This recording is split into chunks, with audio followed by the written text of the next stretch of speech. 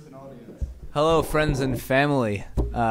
Today I'm going to teach you guys how to make a Polaroid-esque image. If you're just kind of looking to add some sort of, I guess, framing to your photo that you want to make it look like older than it actually is, or I don't know. So yeah, this is kind of the end product that we'll get. But so I'll just close out of it and I won't save it. I'm going to grab my photos and just drag them into Photoshop and open it up. What you're going to want to do is you're going to want to have an image that has some sort of paper texture that can add like a texture to your image, so you can use the different blending modes to suit your liking and stuff like that. But we can just open up a new file. 1280 by 720 is fine. And if you would like, you can just unlock your background and double click your layer and go to gradient. It's right here. I'm just kind of setting up a I guess basic background, you could say.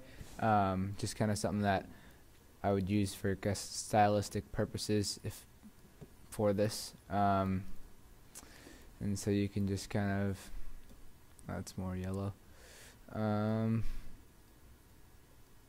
Lighten it up, and so you got just a nice like radial gradient, and then you can take your texture and you can just copy it using Command C and throw it into the canvas.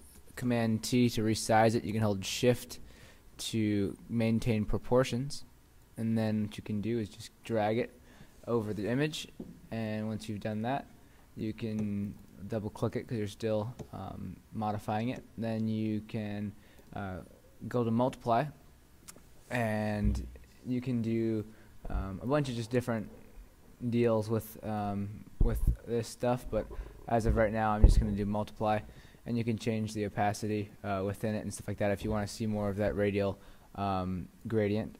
So this is just kind of setting up the background for it.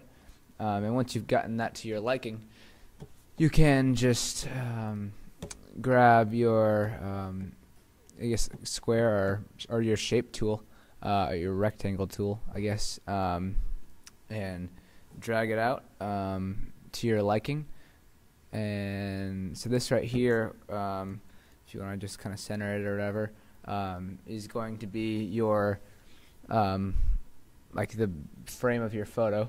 And then you can get your photo and use the rectangle marquee tool and then copy it and then paste it into your canvas and resize it to your liking. And so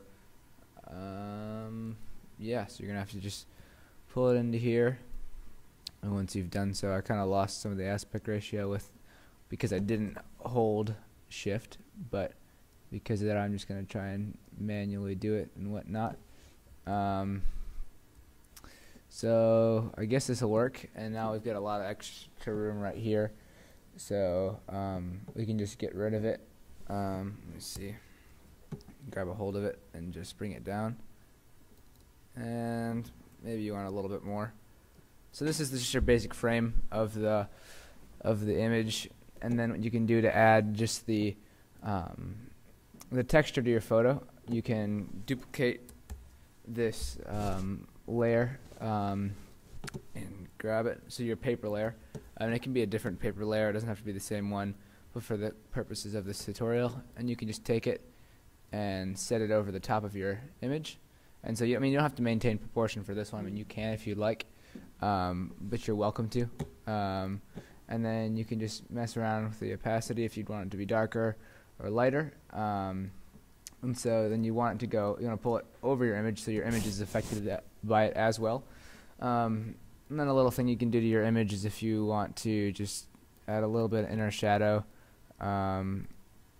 and yeah, just kind of make it stick out a little bit more.